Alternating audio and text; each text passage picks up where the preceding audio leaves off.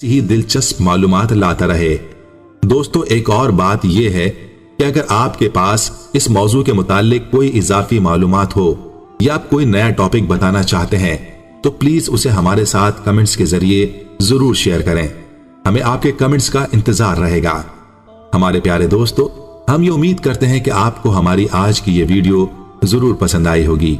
अगर आपको हमारी आज की ये वीडियो पसंद आई है तो आपसे गुजारिश करते हैं कि आप हमारे चैनल मालूमात ट्यूब को जरूर सब्सक्राइब कर लें और साथ ही लगे बेल के बटन को भी प्रेस कर लें ताकि आपके पास हमारी आने वाली मजीद मालूमाती वीडियोस का नोटिफिकेशन बर वक्त मिलता रहे। सब्सक्राइब के साथ साथ हमारी वीडियोस को लाइक भी करें और अपनी कीमती राय का इजहार कमेंट्स में जरूर करें। कमेंट्स में आप अपने सवालात भी हम तक पहुंचा सकते हैं। अल्लाह ताला आपका और हमारा हामियों नासिर हो। आमीन।